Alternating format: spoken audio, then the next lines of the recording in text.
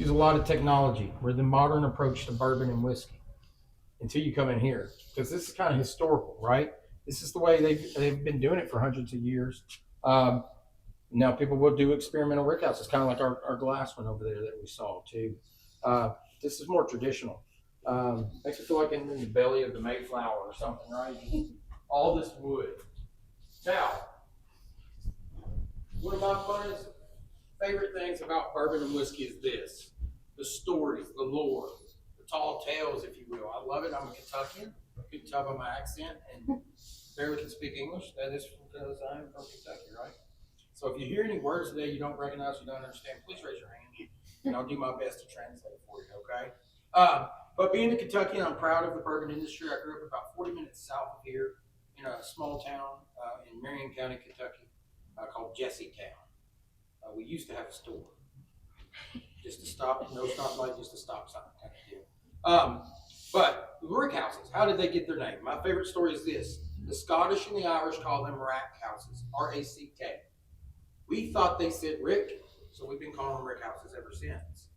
Now, when we found out they were rack houses, not rick houses, we were like, you're wrong, we're right, we're Americans. We're going to call them rick houses, right? I don't know exactly why, but I think that's a pretty funny story. Now, what's interesting about the barrels is this. We're going to fill these in our fill line across the street in the distillery. We're going to put 53 gallons in these barrels that you see around them. It takes about 1 minute's time. Fill them up pretty quickly. Now, what's interesting about this also is we're going to bring them in here to age for a minimum of 6 years, but we're never going to get the 53 gallons out of it. We're going to lose 6 to 10% of that volume in the first year. Then 3 to 5% every year after that compounded. Do we know what that's called? Angel share. The angel share. Good job.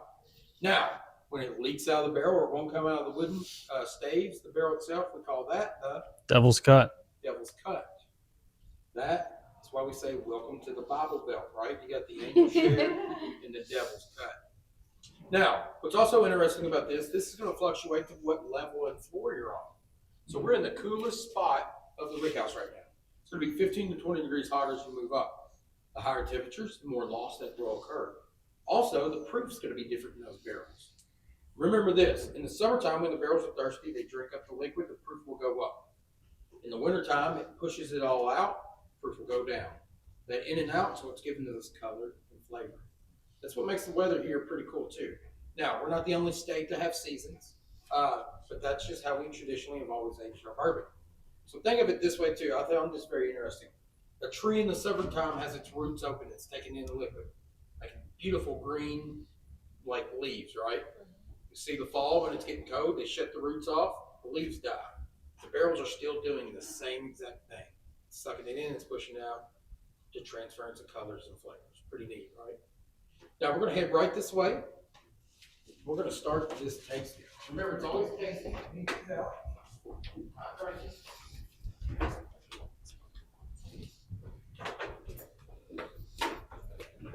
You got the edge space here, goes all the way to the top.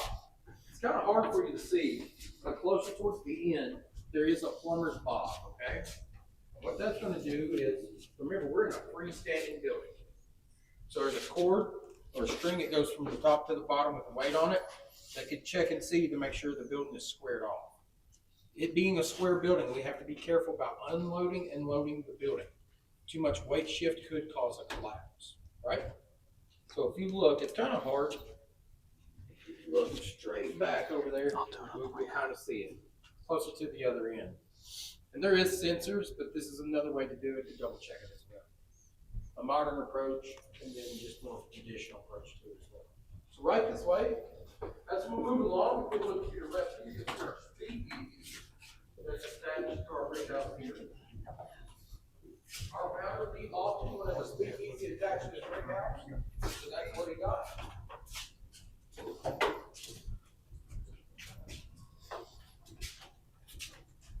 We're going to hit right here.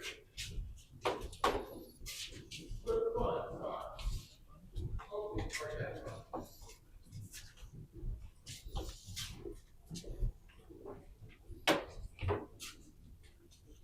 You ready to do your first rickhouse thieving? Yeah.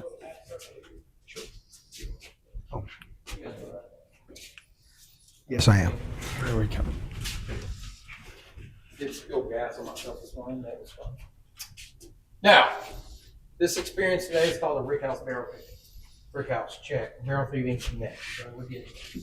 Now, I'm going to make this interesting and fun for us. We'll make a little competition. Y'all good with that? Yeah.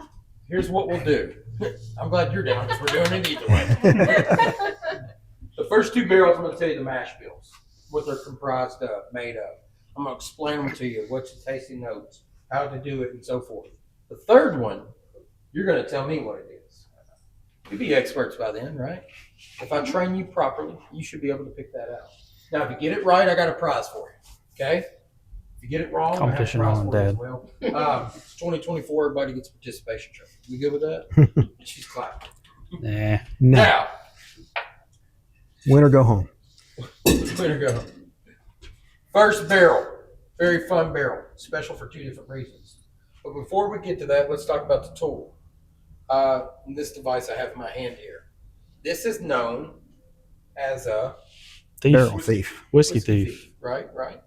And how it got its name, I find very interesting. Once again, those lores, those stories of it all. So after the Revolutionary War, the American government started taxating its citizens. Whiskey taxes, right?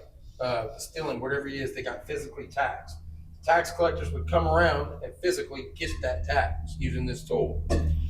Those gentlemen, those tax collectors had the nickname of whiskey thieves. They were calling them whiskey thieves, right? And it carried over to the tool itself here. That's how it's known as a whiskey thief. So, very interesting, very simplistic. It's a copper straw. I'll drop in, it fills up. I'll put my thumb over the top. The vacuum occurs and miracles come out of the end, right? Now, this barrel is special, like I said, for two different reasons. First and foremost, this is the first of our product we ever made to come off our stills. First of our product. Secondly, this is our master distiller's recipe. Our master distiller's name is Steve Nally. He's been in bourbon for over 53 years.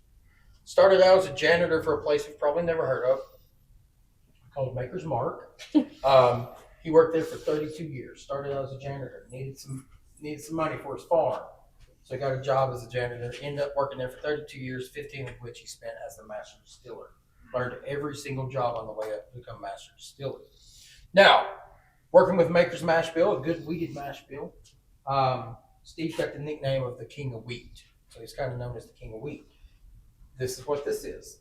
This is going to be 68% corn, 20% wheat, 12% malted barley, right? So remember, wheat is sweet, rye is dry, right? So we're going to get some of those tasting notes. I'll walk you through it. But first and foremost, I want to tell you this. We're all going to wait until we get it, and then I'll walk you through it. Okay? Is everybody good with that? It's the hardest thing I'll ask you to do all day.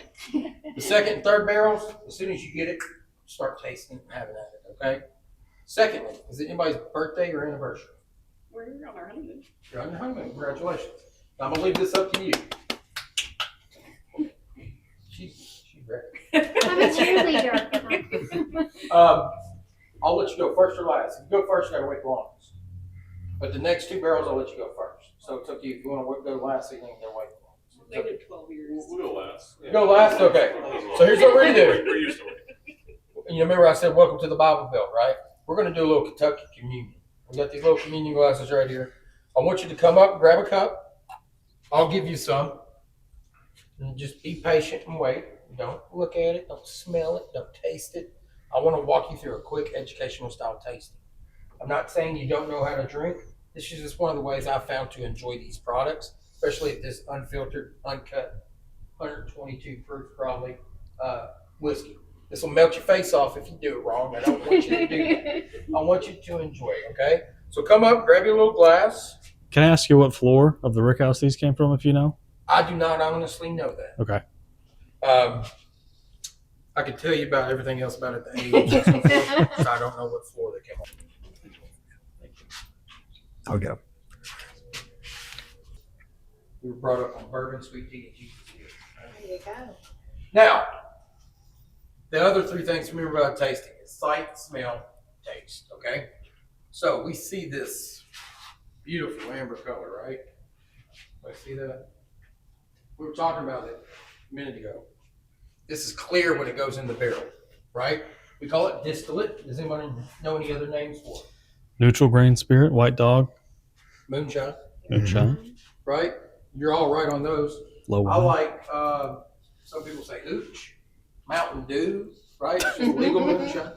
One of my favorites is Hillbilly Love Juice. Or really early in the morning, we call it Kentucky Espresso, right? It'll wake you up. I approve stuff. Now, we see the beautiful color. Once again, 100% of this color is coming from this barrel right here. With bourbon, we're not allowed to put anything in it. Flavoring, coloring, nothing besides water, proof it down. So if I have bourbon, I put flavoring and coloring in it, what does it become? Thank you. I love that answer. That's great. This is my 300 tour. You were the first one.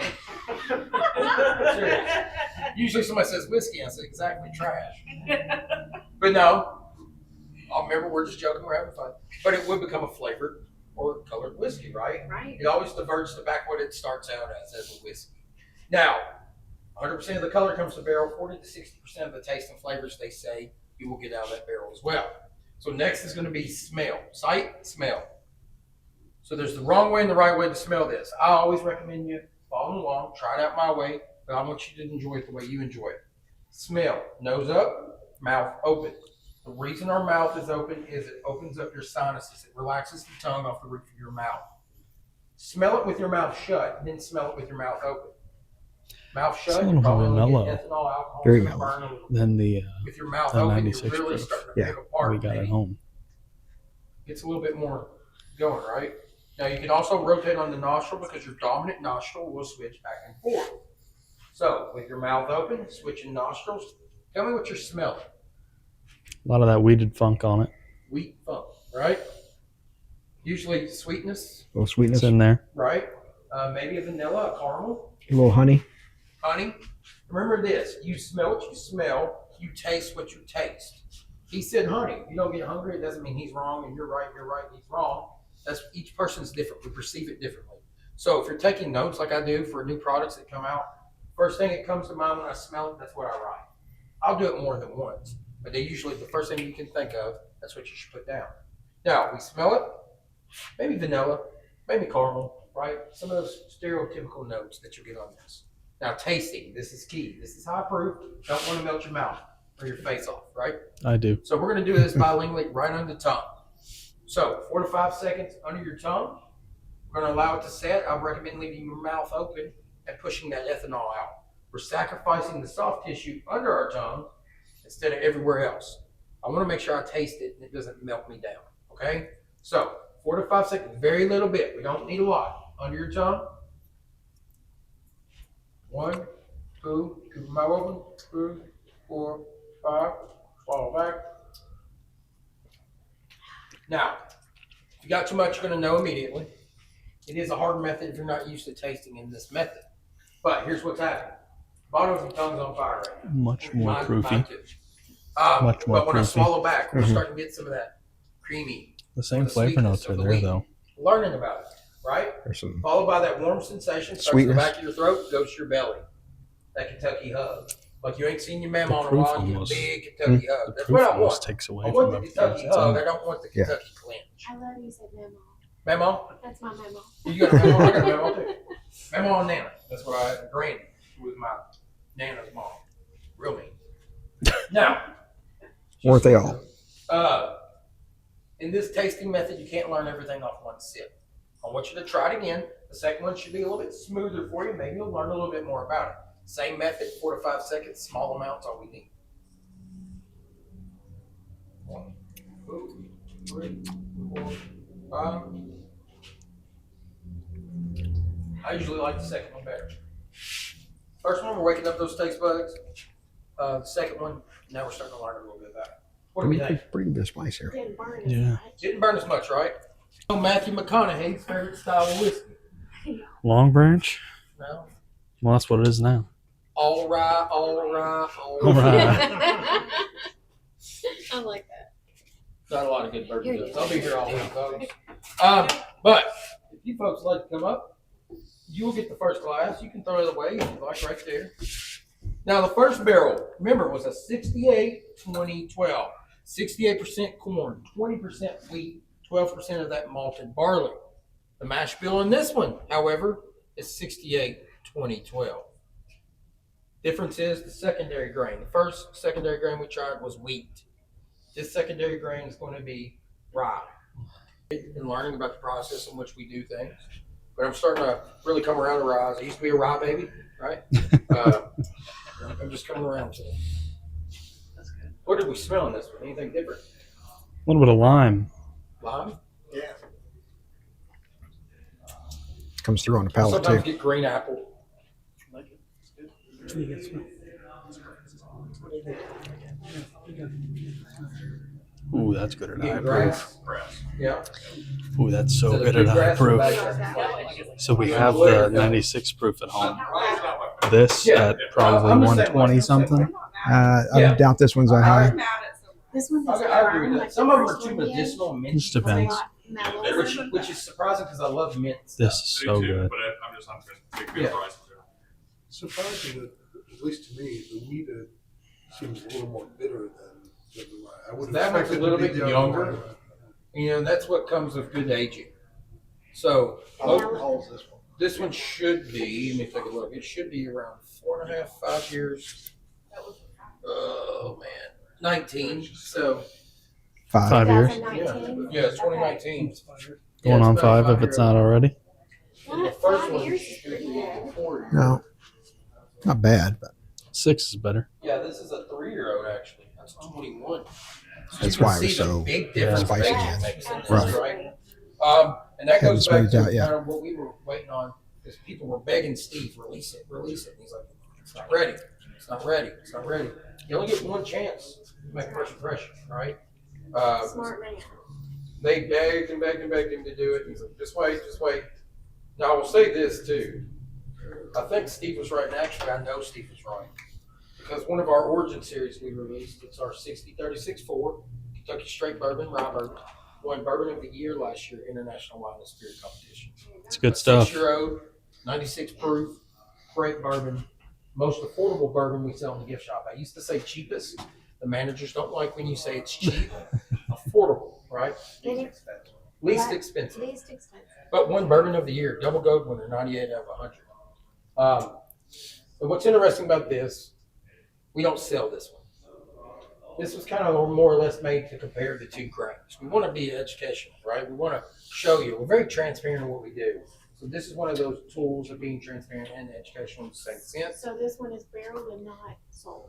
Not sold of yet. As We're yet. trying to get them to do some single barrel releases because honestly, like he was saying, I'm not a fan Is this of the high rye, rye but bourbon? this I find great. But I would would drink he- this. Would he keep Man. aging this one and maybe I get We've done 10 or that. We've 12 got- or something? Yeah, so we've got all of our Origin series. We're holding some of them back Right.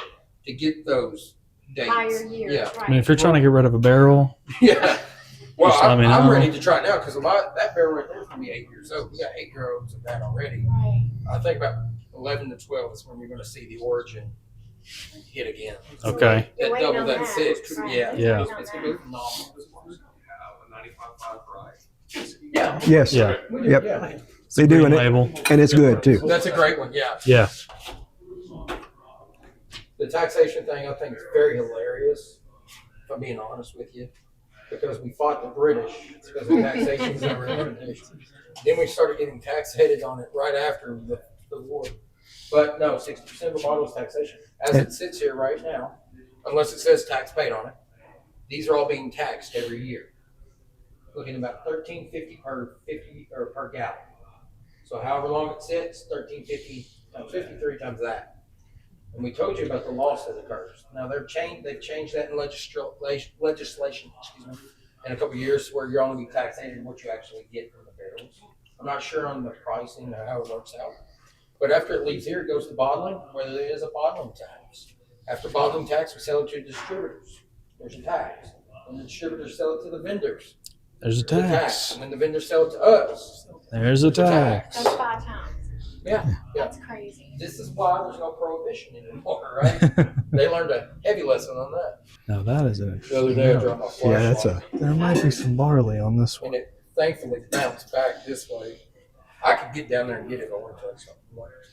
well. You don't want to change the tilt on the. No, I just don't want to get in the pit. You know, There's about a 3-foot drop off. It helps with that air circulation we was talking about earlier. It kind of moves that air throughout. What do we Smells smell? good. Smells good. Smells good, doesn't it? Yeah. Gotta be rye. I feel like there's gotta be. I'm getting more barley over here. More barley, okay. I'm surprised somebody didn't say it's a whiskey. All bourbon is whiskey, but Yeah. not all whiskey is bourbon. Bourbon. There's a That's little great. something in There's here. there's Instead sweetness. of ABCs when you go to school here, that's what they teach you first. Don't forget Bard. Smells like a Bardstown product.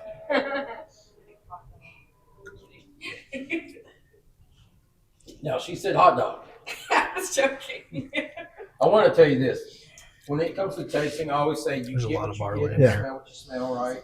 There is no wrong answers, just weird answers. So This is she gets hot dog. this is a high barley. I'm assuming that's an inside joke. We're at 20% or more on this. I barley. think it's got some. But I had one Man, guy on a man, tasting toasted one. He's a too. different tasting one. This he's like, I get. I wet could lip see that. bicycle seat. I don't think they can give us an Very experimental Very barrel, though. specific, and I don't want to know why. How the hell do you know that? But you ready for the power of suggestion? I can get a little chocolate. It's Chocolate? true. It's true. It This is. is gonna, this might work on you, might not. I always get cheap pink bubble gum on the taste. Like a powdery bubble gum, it loses its taste after about 3 chews. The Zonka. What are we tasting? Anybody get anything particular? In particular? It's good. I'd say it's got a fair amount of rye in it, Okay. and I definitely think it's got a little more barley than some of the others do too. That's where I get malty. That's where you Yeah. get the chocolate. Chocolate will usually come through a little bit more. Yes. Burning. We're 15% barley or more. So we got a VP of product development, Dan Calloway, Danny Bardstown on Instagram. He's kind of the madman behind the blending and the finishing that we do. His rule is this: there is no limits or boundaries. So he's always about blending and finishing and doing things. And he'll do a tasting. It's like there's coriander fields in autumn. With the north, and I'm always like, Whatever you say, boss. okay. Yeah. Yeah. Facing the He east, is a and sommelier of wine and whiskey. So, he's got the 2 palate. He's very good at what he does. But if you get burned, that's what you get. You want multiple choices? I mean, why not? Make it harder on you. Let's do it. Is this a wheated whiskey? No. Is this a rye whiskey? Yeah. yes, Or is it a 4-grain bourbon? That's 4 grain. 4 grain. yeah, Option number C. Yeah, we'll see. all the above. Because I taste the rye, but I also taste the. There is no D. Yeah. I taste the raw. See, I taste raw. I definitely get. There's rye and barley. Well, and if it's a bourbon, it's corn. So Most of you were right until I gave you multiple choices. Okay. This is a rye whiskey. Wow, originally rye. 95.5. 95.5. Wow. You guys were It's your talking green label. about it. Yeah. It was. This is our 95.5 right here. That's Now, why what's I got the interesting about citrus this off of is it's not finished.